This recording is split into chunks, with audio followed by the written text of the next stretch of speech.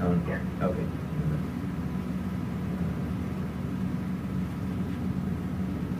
Are we live?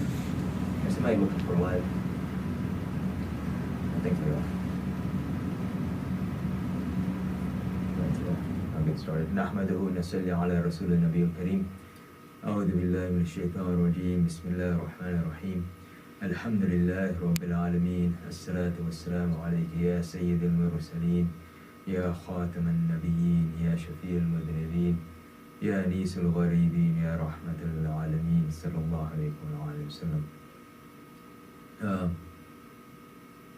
And there's no topic mentioned on the screen because I couldn't think of anything specific for today. But I figure we'll kind of go with things that are going on. You know, when we look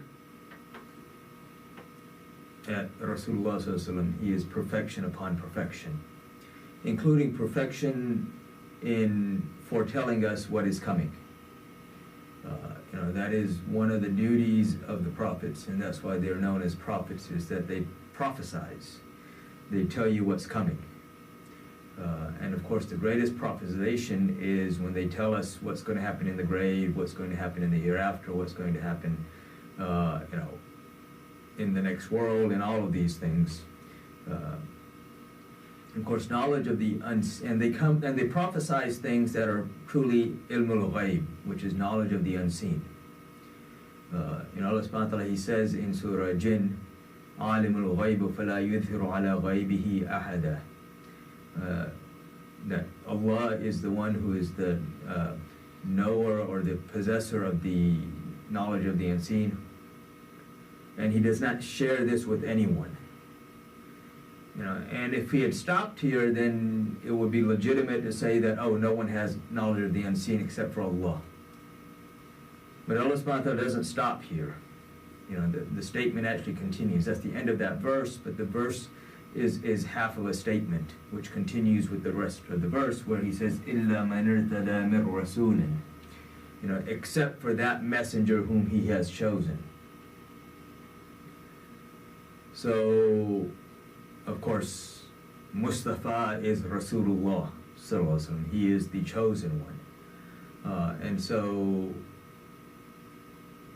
you know, for someone to say, oh no, Allah subhanahu wa ta'ala didn't give him the knowledge of the unseen, then, you know, they're denying the Quran. Otherwise, why does Allah subhanahu wa ta'ala put that illa there? The illa meaning except. You know, if there's no one who he's given this knowledge to, then there's no need to place an exception to the rule. Of course, the exception to the rule is Rasulullah. The normal rule is that, okay, no one has the knowledge of the unseen except for Allah. Except for those whom he gives it to, and he is given to whom? To his messengers. And of course, the chosen messenger is Rasulullah Sallallahu Alaihi Wasallam himself. And he is the one whom he has given this knowledge to. You know, it's interesting in Surah Baqarah, Allah subhanahu wa ta'ala says about Adam alayhi salam. He says, وَعَلَّمَ آدَمَ الْأَسْمَاءَ كُلَّهَا. And we taught Adam alayhi salam the names of everything.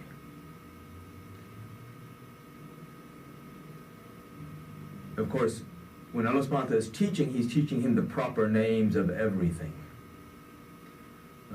And so, you know, if we look at what we consider knowledge today, you know, all I'm doing is labeling things. I'm giving it a name. And it doesn't matter whether I'm talking about mathematics or physics or chemistry or English or language or Arabic or any other subject. All you do is you're labeling things. You know, you think about this like Pythagorean theorem. Okay, how do you find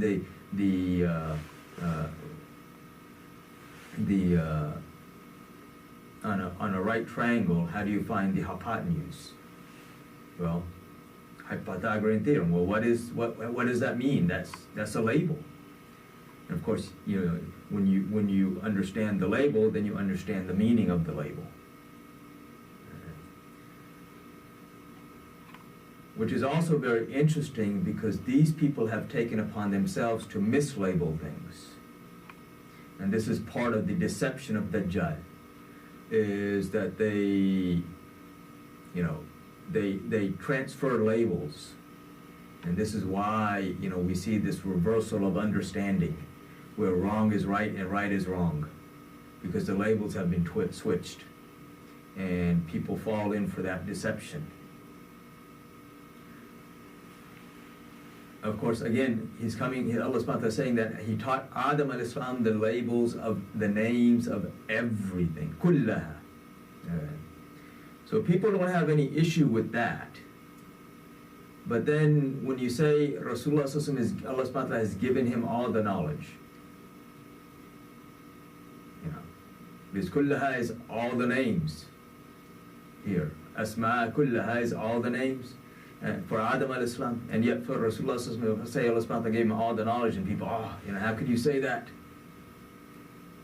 Because in their minds, Allah subhanahu wa ta'ala is something small. So they think that we're comparing the knowledge of Rasulullah sallallahu alaihi wasallam to the knowledge of Allah, which, is stupidity. There is no comparison. Laysa kamithlihi shay. Allah, there's nothing like unto Allah. There's no similitude to Allah. And so, but to deny that Allah subhanahu wa ta'ala has given Rasulullah sallallahu alaihi wasallam the knowledge of the unseen is also disbelief. It is denial of the Quran. And so amongst these things, as far as like prophet came, prophet again, Nabi. What is Nabi? Nabi is the one who brings the knowledge of the unseen. He tells you those things that you have no way of knowing otherwise. How do I know what Allah subhanahu wa ta'ala wants from me? I can't, there's no, earpiece that I can make that's going to tell me, that's where I can hear Allah subhanahu wa ta'ala telling me, okay, do this and do that. I can't invent something that's going to give me that knowledge. My senses don't give me that knowledge. So that knowledge comes from what the prophets tell us. Of course, the greatest unseen is Allah subhanahu wa ta'ala Himself. And Allah subhanahu wa ta'ala has not hidden Himself from His beloved, sallallahu alaihi wasallam. So, when we look at Rasulullah sallallahu alaihi wasallam, of course, he is the one who is the closest to the end. He in reality is the first sign of the last day. He is that beginning of the signs of the last day. Because until he came, everybody is waiting for him, sallallahu alaihi wasallam. And they know that this world is not going to end until he comes. So his coming itself is a sign of the hour. So the coming of Rasulullah sallallahu alaihi wasallam is the first sign of the hour. So now, after he came, we know, okay, now the hour can come. Because before he came, the hour, there's no way the hour could come. Because the hour could only come after his coming. Just like the splitting of the moon, that is also a sign of the hour. When Rasulullah sallallahu alaihi wasallam himself, when he splits the moon, this is a sign of the hour. And Allah tells us that اقتربت الساعة وانشق القمر, that the hour is close and the moon has split asunder. And of course, in the next verse, he tells us that the splitting was performed by Rasulullah sallallahu alaihi wasallam, because the Quraysh said, "Oh, this is magic." So, amongst the various things of the unseen that Rasulullah sallallahu alaihi wasallam has told us, he has also told us other signs of the hour. So, and we see these happening in front of us.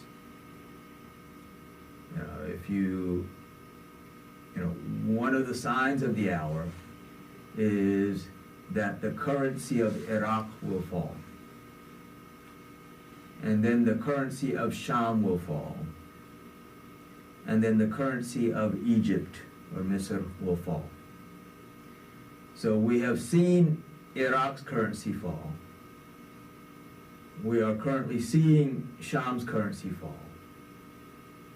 And everything is ripe for the currency of Egypt to fall.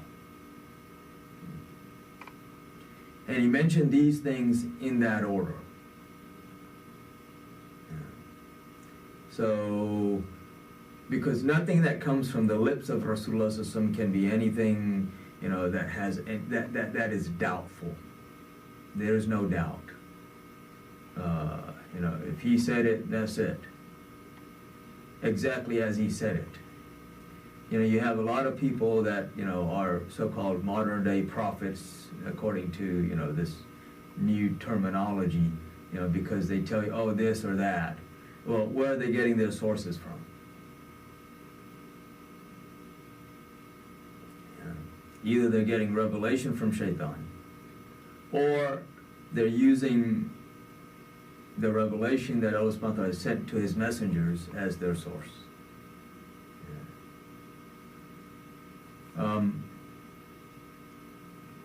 So we see this again playing out in front of us. And the problem is that most of us are still asleep. I mean, if you look at the ummah as a whole,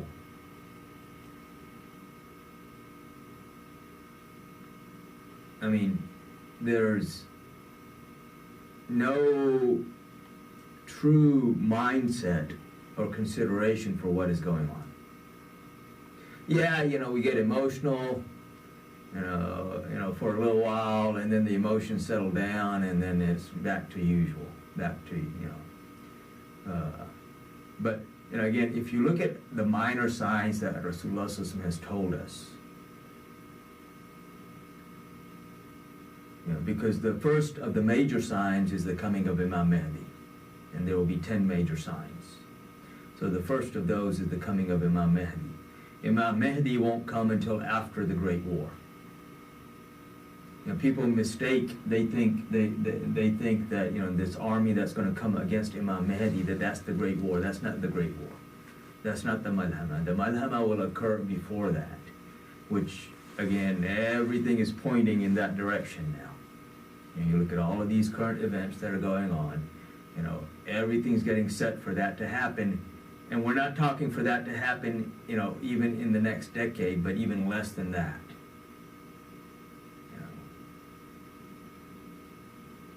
If not in the next few months, at least in the next few years, or at most, rather. So,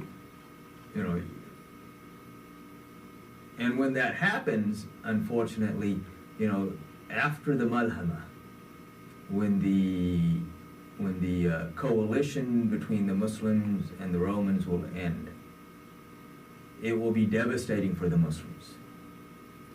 And we see this again, everything getting set up for all of this. All of the laws that are being passed, all of the so-called leaders that are coming into play.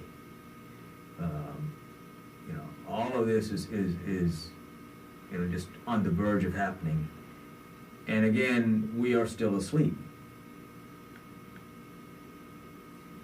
Because, when you look at the Muslim Ummah as a whole, you go to various places, and you really see the condition of most of the people when you go to like a wedding or something.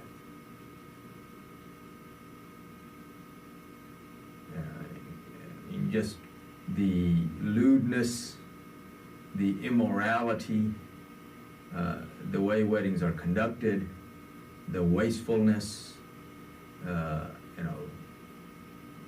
food being thrown away, all of these things, things that are truly alien to Islam, things that, that Islam has forbidden outright, things that Rasulullah Sallallahu Alaihi Wasallam came to abolish. are now common amongst the Muslims. And Allah subhanahu wa ta'ala says in the Quran that the one who does israf, one who is wasteful, he is the brother of shaitan.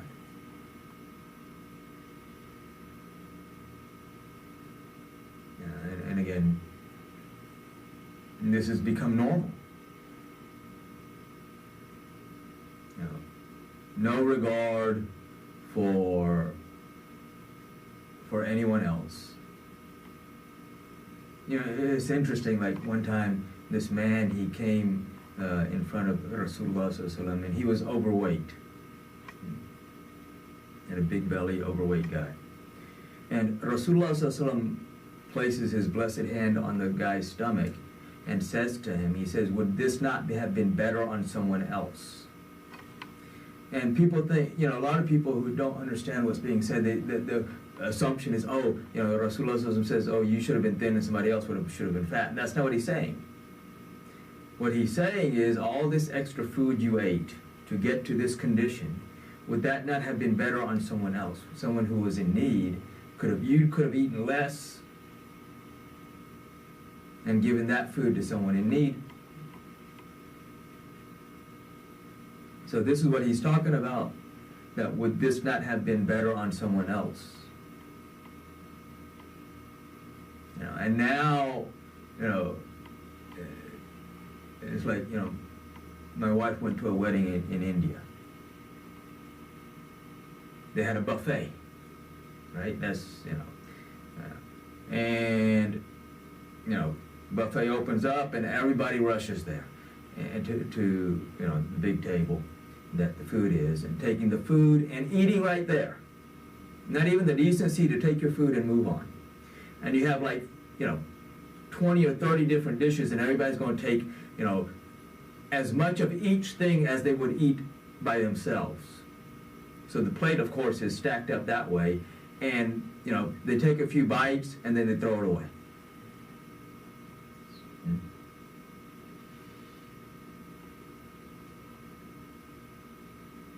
Rasulullah SAW taught us, just even the etiquettes of eating we have forgotten.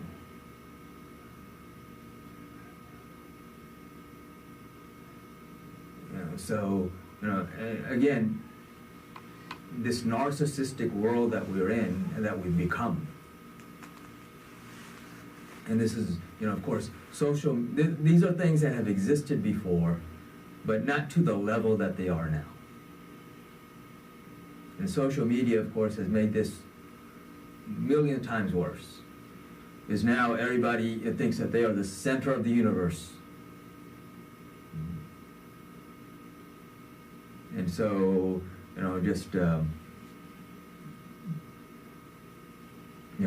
everything should be directed toward them. There is no sabr, no patience,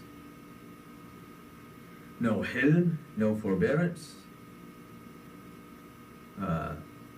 Just common decency is gone. And even people who may have a lot of superficial knowledge, and I say this specifically superficial knowledge. You can quote the Quran and the Hadith all you want. And you can even give good explanations for everything. But if that doesn't affect you, if that does not make your connection to Allah and His Messenger stronger, and that makes you do what you should be doing and stay away from those things that you should be staying away from, doing everything for the pleasure of Allah and His Messenger, everything. From the time, you get up to the time you go back to sleep, and even your sleep, everything should be for the pleasure of Allah and His Messenger. If that's not the situation, then that knowledge has no meaning.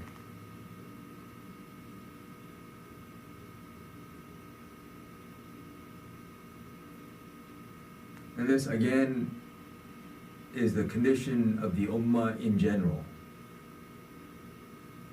We have no true knowledge, no forbearance, no generosity.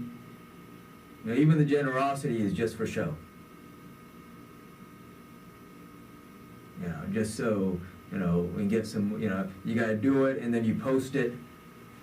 You gotta get some likes.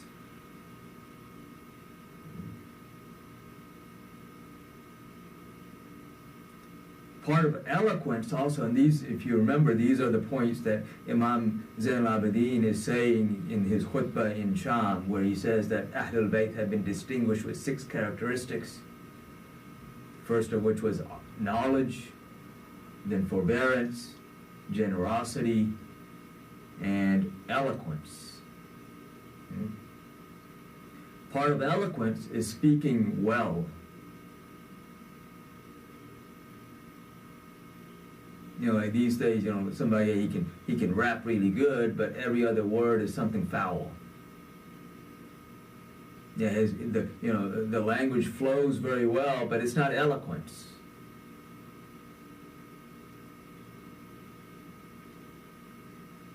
Because all of these characteristics come under the umbrella of decency.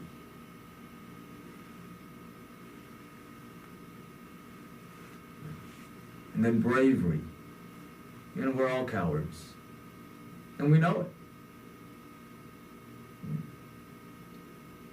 We fear speaking the truth.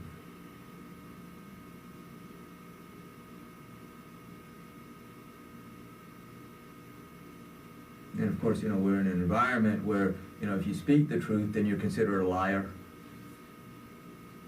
And this, again, these are things that Rasulullah already told us. When he said the age of deception, where the truthful will be considered untruthful and the trustworthy will be considered untrustworthy, and vice versa. The untrustworthy will be considered, those who violate every trust will be given trust. And we see this from all the way from the bottom up and from the top down, both ways. And you look at the leaders, they don't fulfill their trust. You look at, you know, the husbands, because they're the head of the household, again, they don't fulfill their trust, because the household is a trust. You look at the wives, you know, again, protecting the decency of the family is part of their trust. They don't protect the trust. Children honoring their parents is part of their trust. They don't fulfill their trust. So every aspect of society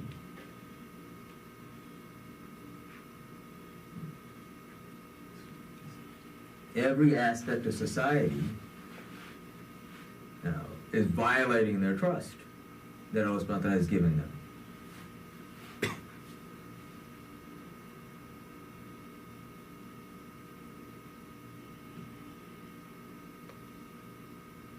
Rasulullah didn't simply tell us all of these things that are happening in front of us, you know, just to tell us so we know.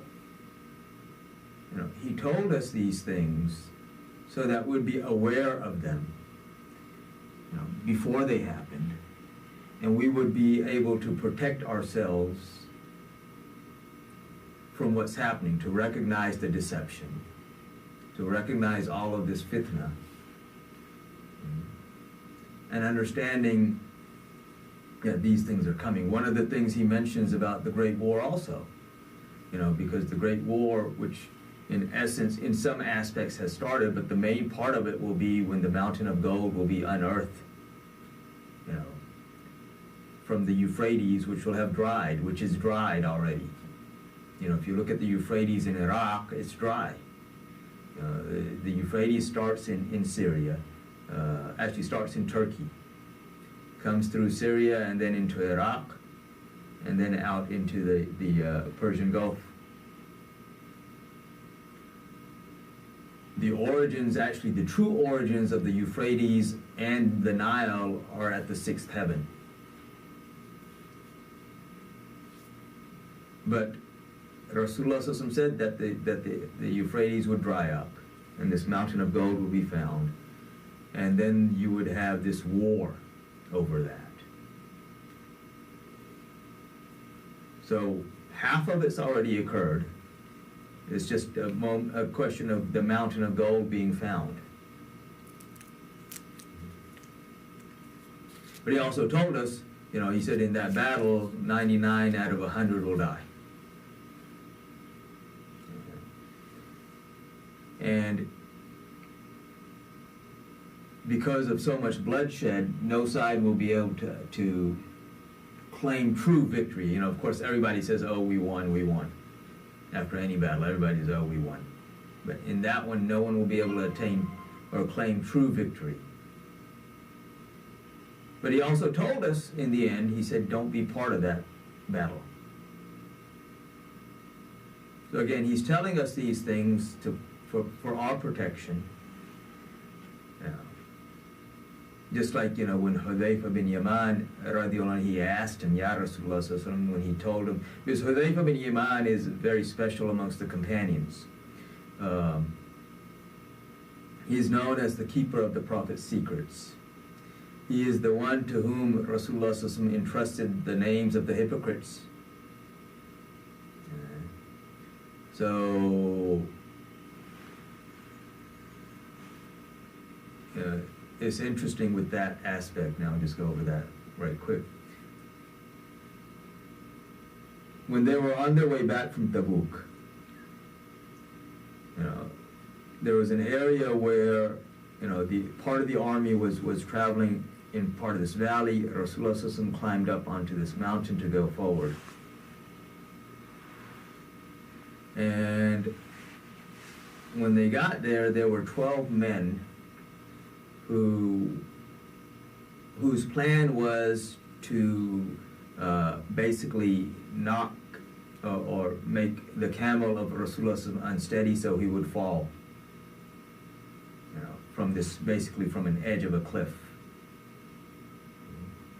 Hudayfa bin Yaman radiallahu was there, and you know, it was dark, so this is like, you know, nighttime.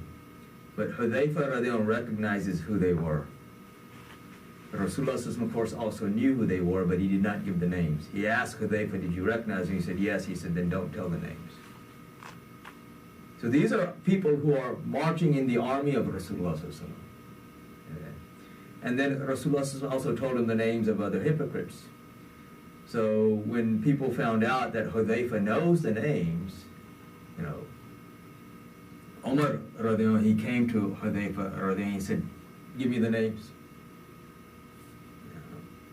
And Hudayfa refused. He said, no, Rasulullah entrusted me with these names, and he said not to tell anybody. So after Umar realized that he wasn't going to tell him the names, he said, then at least tell me this much. Is my name on the list?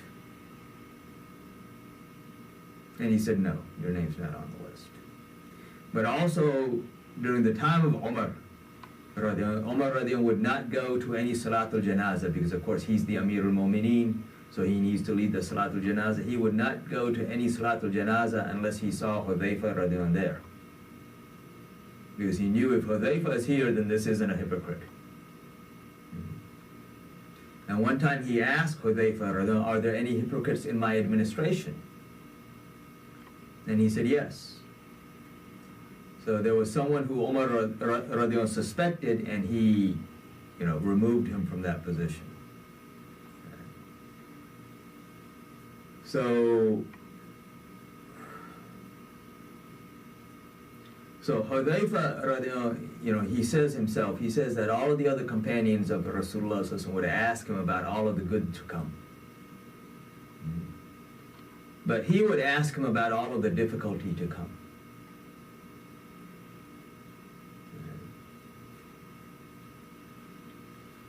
Because amongst the difficulties, Rasulullah, when he's talking about Dajjal, he also mentions that the effects of Dajjal will be concentrated in the cities and the towns. You know, so people in the cities will be affected. You know, those who are in the villages, in the rural areas, will be less affected. You know, if you look at modern day technology, this is how they infect people. So it's less, even though, of course, the phone is everywhere now. So you have it everywhere, so the effects are everywhere. It's just less effective in areas where you can't get these signals all the time. Yeah. So Hudayfa, he asked Rasulullah at one point, he says, when he was asking him about all of these difficulties to come, so he asked him, he said, Ya Rasulullah, if I find myself at that time, he's talking about a time when a man will kill another man and he doesn't even know why he killed him. The one killing doesn't know why he's killing, and the one being killed doesn't know why he's being killed. And again, these are things we're seeing. So he said, if I find myself at that time, then what should I do?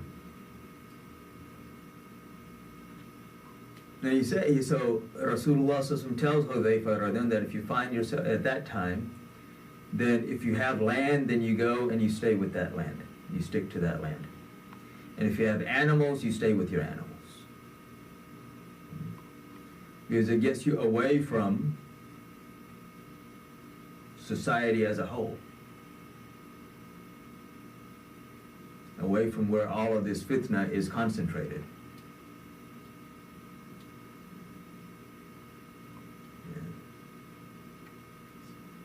So again, these are all things that are playing out right in front of us. And the interesting thing about that narration that we mentioned in the beginning, where he said that the currency of Iraq will fall, the currency of Sham will fall, and the currency of Egypt will fall. And the companions, they asked him, Ya Rasulullah, will this be, who will do this? And he said, the dhimmis. The dhimmis are the ones who used to pay jizya. These are the people that were non-Muslims under Muslim protection. Well, they will have become so bold that now they will trigger all of this. And this is what we're seeing. The people that used to come and learn from us, the people that used to come and ask for protection from us, that we protect them, are now the ones who are coming against us.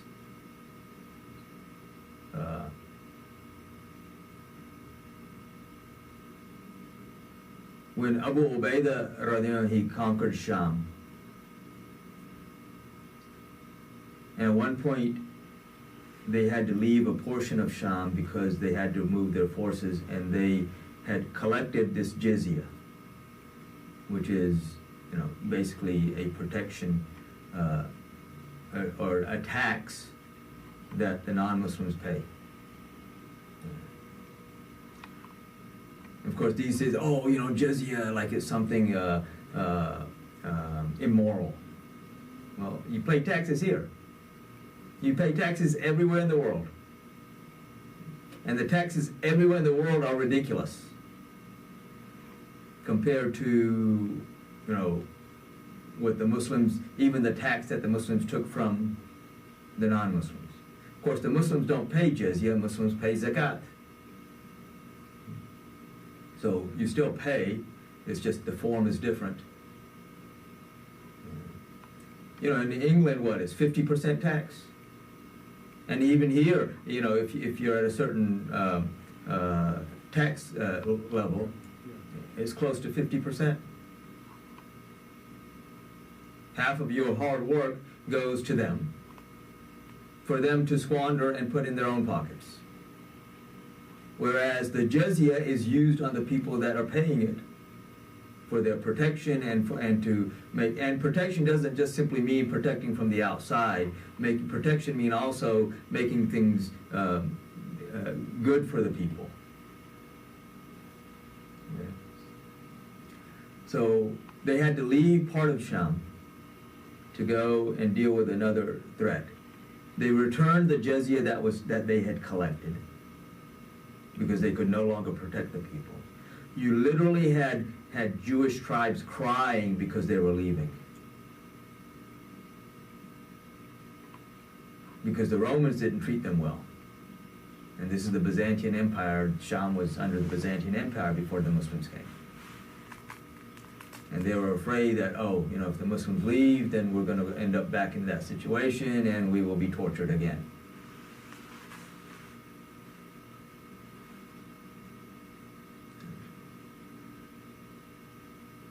But again, all of this, that Rasulullah is telling us is coming to fruition very, very, very rapidly. So again, in that, he said, currency of Iraq, currency of Sham, currency of Egypt, in that order.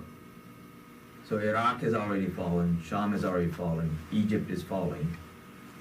But he didn't say the government would fall. So even though the government may still be intact, the currency has no value.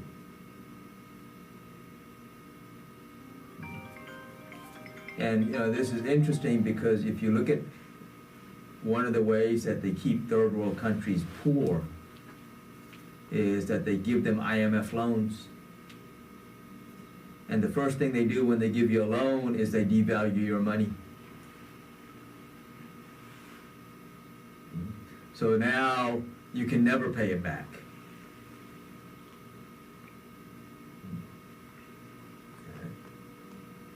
So this is one of the ways they use to destroy someone's currency. And of course, Egypt has taken several $billions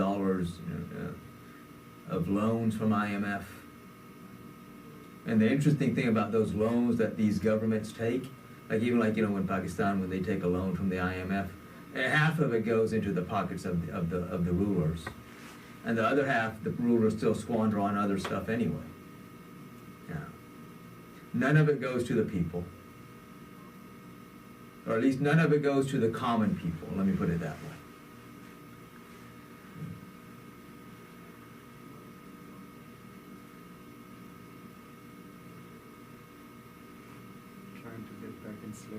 Yeah, it is slavery.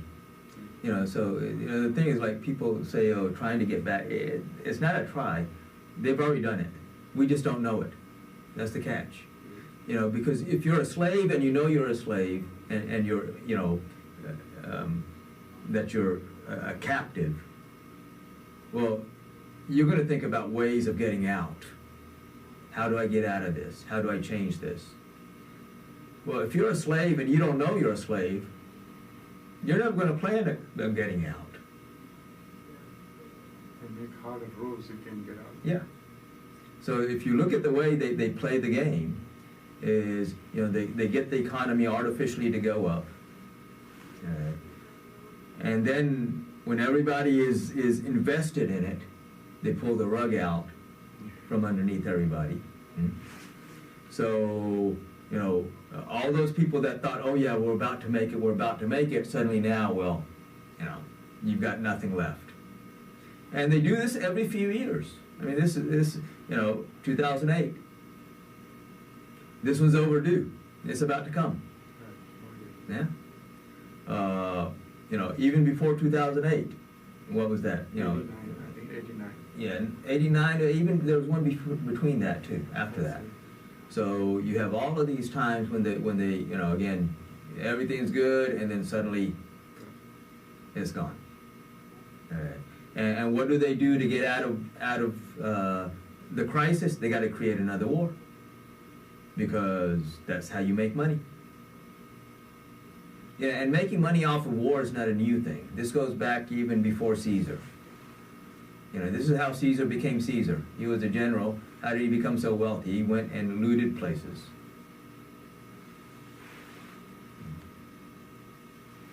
So there's always been money in war.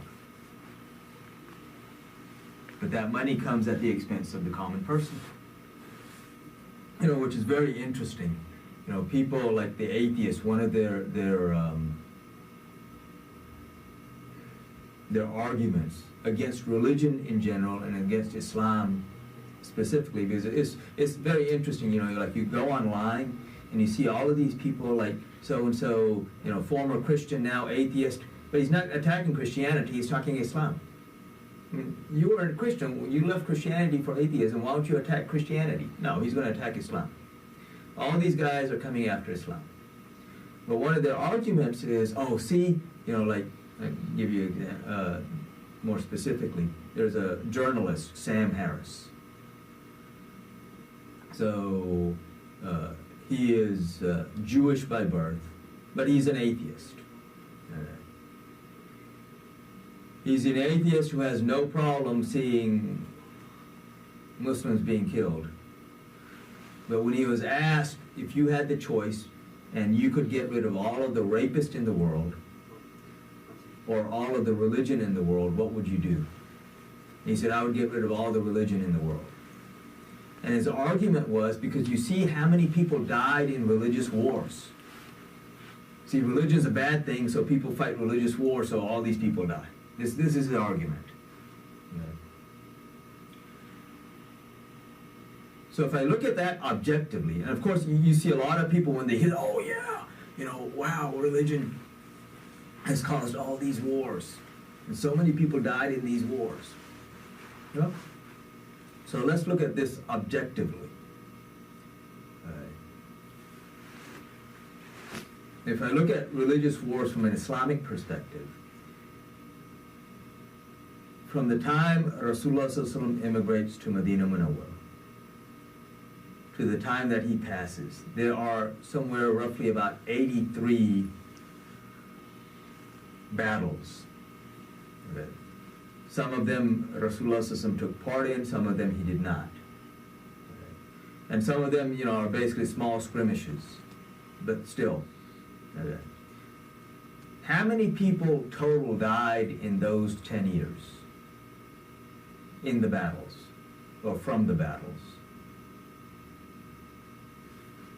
Somebody take a wild guess, or somebody might know.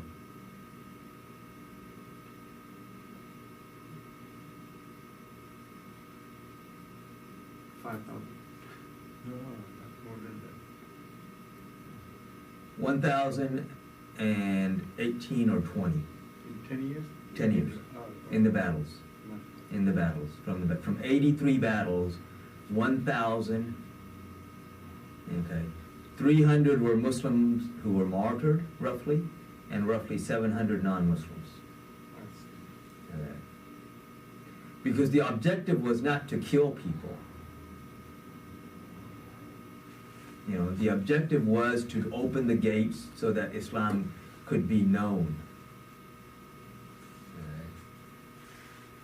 If I look at, war in the modern day, even, let's look at just the atheist. Okay, you have Mao Zedong, Chinese Revolution, communist atheist.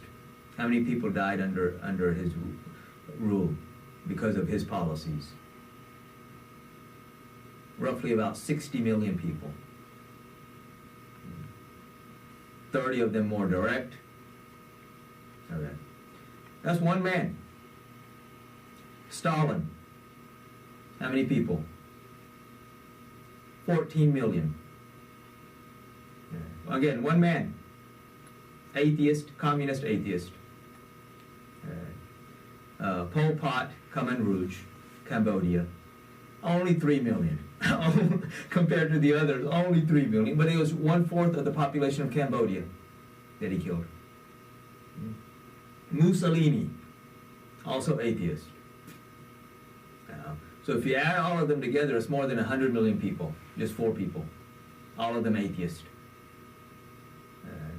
If I look at, Genghis Khan, Genghis Khan was not fighting to spread a religion or his culture. That's what most people don't understand. He had his own religion. He didn't care to spread his religion.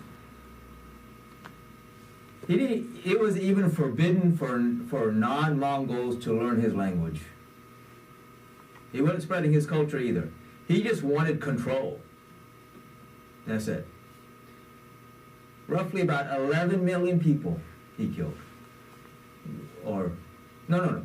He killed 40 million people, which is 11% of the population of the time. Okay.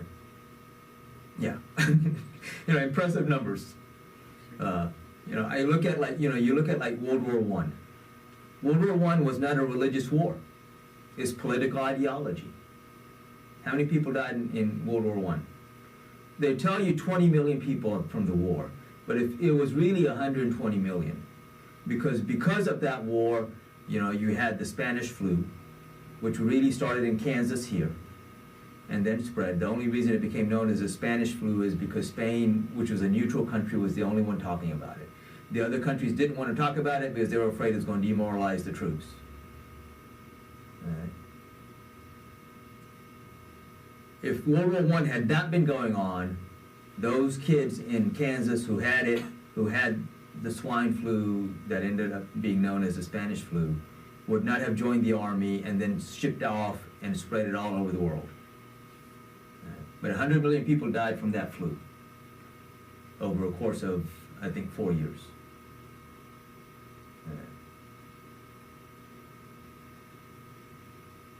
World War II, again, not a religious war, political ideology. 75 million people.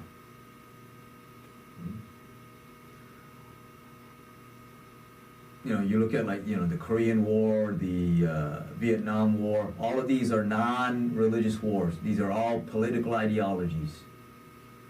Fighting over political ideologies. How many people being killed? In the millions. Hundreds of millions of people. So they don't want to talk about that. They want to talk, see, religion is bad because people fight in religious war and die.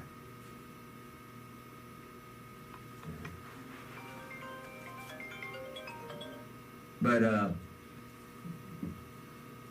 of course, the thing is that the bigger, we think like World War I was big or World War II was big, the bigger war is coming. And it won't be until after that war that we will see, that Imam Mahdi al-Islam will become known. Yeah. So, any questions?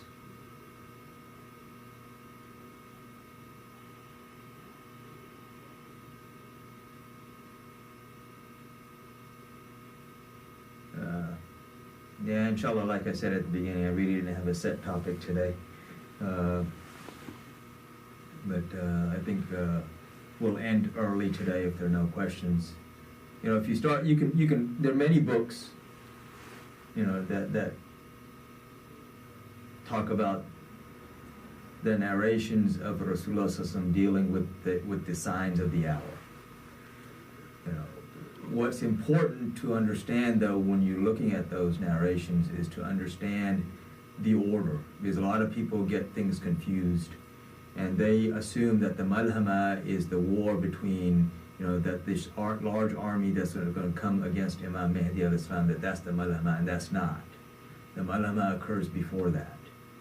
So that great war will occur before that, and then this will be another war, but it's not part of that great, not really, like part of that great war.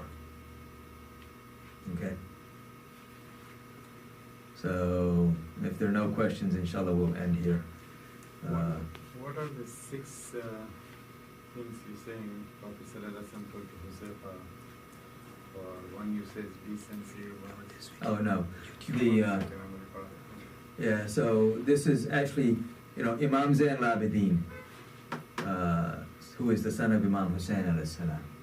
He is the only, so the question is about those 6 characteristics that I mentioned. So he's the only surviving male of Karbala. And of course they were dragged through the streets and eventually brought to Sham. And when he arrived in Sham, of course they were treated initially rudely, and then when Yazid realized that, people are recognizing who they are, then maybe something will happen, so he had to kind of change his tone a little bit. But when he entered the masjid, in the main masjid in Sham, the khatib was giving a khutbah, and he was basically, it was part of the khutbah to talk against Ali, radiallahu anhu, and Ahlul Bayt. So Imam Zain al-Abidin, when he hears this, orders him to get down. This is a young man who's 18, 19 years old, or 20. And these are people, who their jalal is very powerful in the sense that Allah subhanahu wa ta'ala gives them this this jalal, this awe. You know. So when he does this man quickly gets down, and Imam Zain al-Abidin climbs, and then he gives this khutbah. And in part of the khutbah, he says that Allah subhanahu wa ta'ala has gifted or distinguished Ahlul Bayt, the household of Rasulullah sallallahu alaihi wasallam, with 6 characteristics. The first one is ilm, knowledge. And this, of course, again, we have to keep going back to this these days, because it used to be, okay, you could say knowledge and people understood what knowledge was. And now, of course, because the labels have all shifted, people think, oh, just knowing something and you can rattle it off, that's knowledge, and that's not knowledge. Knowledge is understanding the depths. Knowledge is what connects you. The knowledge makes you closer to Allah and His Messenger, sallallahu alaihi wasallam. That is knowledge. So Ahlul Bayt are distinguished with knowledge. And of course, Rasulullah sallallahu alaihi wasallam, he said, Ana madinatul ilm wa aliyun babuha, that I am the city of knowledge and Ali radiyallahu is its door. So the first thing he mentioned was ilm, the knowledge. And then he said hilm. So hilm is forbearance. That you are subject to difficulties, you are subject to oppression, you are subject to a violation of your rights, and yet you forbear and forego things for the pleasure of Allah and His Messenger, sallallahu alaihi wasallam. This is hilm. Hilm is not, that I'm being oppressed, but if I had the strength, I would take revenge and oppress the other person. That's not hilm. Yeah. So, and you let it go for the pleasure of Allah and His Messenger, sallallahu alaihi wasallam, for the greater good. That is hilm. So in order to have hilm, you have to have oppression. You have to have rights being violated. Because, and then hilm is a little different than sabr, because the next thing is sabr, patience. Patience is in whatever difficulties, you are always pleased with Allah. You are pleased with whatever condition Allah is pleased with you for. Hilm includes sabr, but it has other aspects to it. So, knowledge, forbearance, patience. And then he said generosity. So if you look at Ahlul Bayt, and we look at their generosity, these are people who give even when they don't have anything to give. Literally. And when they give, they expect nothing in return. They don't even expect you to be good to them. They don't expect a thank you, they expect nothing. And this is why in the Quran, Allah subhanahu wa ta'ala, He revealed the verse. In Surah Insan, وَيُطْعِمُونَ الطَّعَامَ عَلَى حُبِّهِ مِسْكِينًا وَيَتِيمًا وَأَسِيرًا إِنَّمَا لِوَجْهِ اللَّهِ لَا نُرِيدُ مِنْكُمْ جَزَاءً وَلَا شُكُورًا. That they give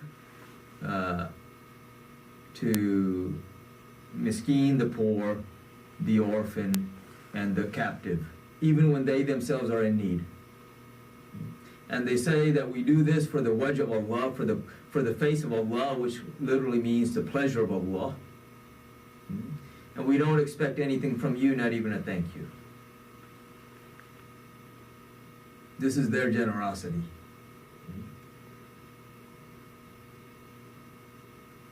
And then he says eloquence, that they are eloquent. You listen to their speech, they know how to use the words to move the hearts. And they don't use abusive words.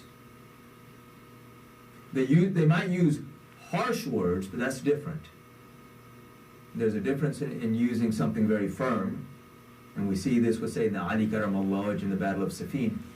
He used words that were very firm for the enemy. But they're not abusive.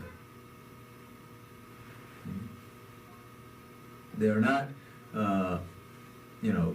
like today, common language, I mean, people talk to each other, like animals. I mean, hey dog. I mean, just, and they consider that something good. Again, reversal of what is good and what is bad. The fifth thing he mentions is courage. They are brave. They stand up for what's right, irregardless of what it's going to cost them. And then the last thing he says is love in the hearts of the people, that the people naturally are inclined towards loving them. So if someone doesn't love Ahlul Bayt, then you know that he has gone against his own inclination. He has had to go out of the way not to love them.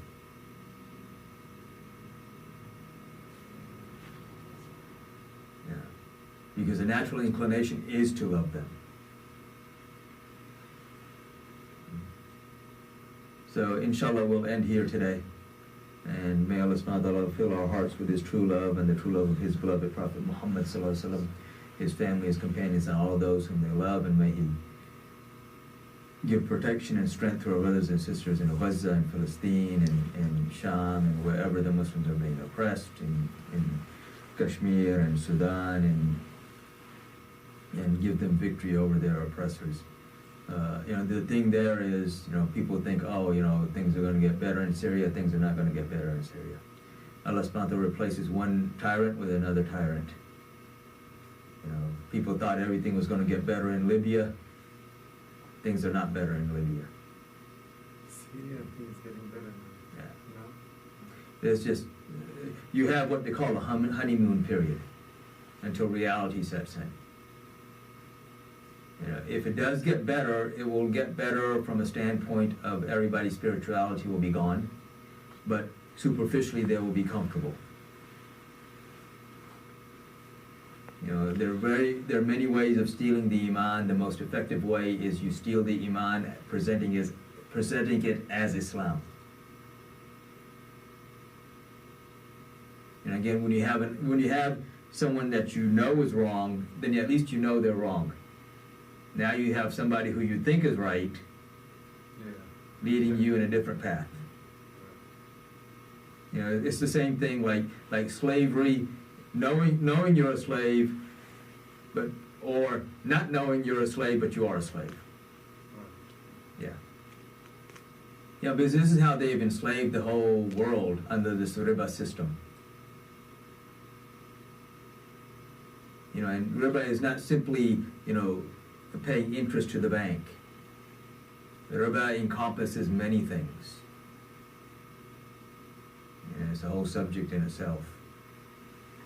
But may Allah subhanahu wa ta'ala guide us and protect us and our families and the whole ummah of Rasulullah sallallahu alaihi wasallam. And the only true protection is the love of Allah and His Messenger sallallahu alaihi wasallam, the love of Ahlul Bayt. May He give that to us. Ameen. Wa akhiru da'wana alhamdulillah. Assalamu alaikum.